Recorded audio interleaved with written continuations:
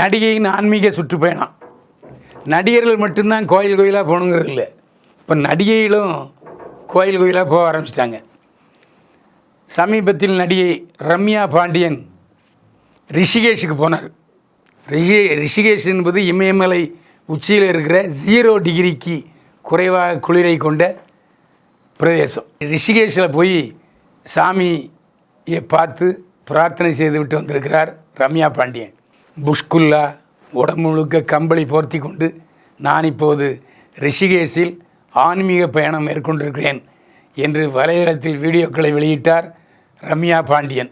ஆமாம்மா, 2-3 படத்தில் நடித்த, இப்போ மார்க்கெட் இல்லை, நேராக ரிஷிகேஷுக்கு போயிட்ட, பகவான்கிட்ட கேட்டுக்க, நிறைய படங்களில் நடிக்கணும்னு சொல்லிவிட்டு என்னை கவர்ச்சி நடிகையாகவே பார்க்கிறார்கள்.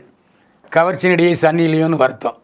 சன்னி லியோன்னு நிறைய படங்களில் ஆபாச நடனங்கள் ஆடியிருக்கிறார். கவர்ச்சி நடனங்களுக்கு தான் சன்னி லியோனை கூப்பிடுவாங்க. நிறைய சம்பளம் கொடுத்து காட்ட வேண்டியதை காட்டி டான்ஸ் ஆடுறது தான் சன்னி லியோன் பழக்கம். இப்போது சில நல்ல வேடங்களை தேர்ந்தெடுத்து நடித்து வருகிறார் சன்னி லியோன். இப்போ சமீபத்தில் பத்திரிகாரன்னு சொல்லியிருக்காரு, நான் இப்போ நல்ல விஷயங்கள்லாம் செஞ்சு வச்சுருக்கேன், 2 பசங்களை தத்தெடுத்து வளர்க்குறேன், எல்லாருக்கும் உதவிகள் பண்ணுறேன், நல்ல வேஷங்கள் நடிக்கிறேன், ஆனாலும் என்னை கவர்ச்சி நடிகை ஆபாச நடிகைன்னு தான் சொல்கிறாங்க என்று வருத்தப்பட்டார் சன்னி லியோன்.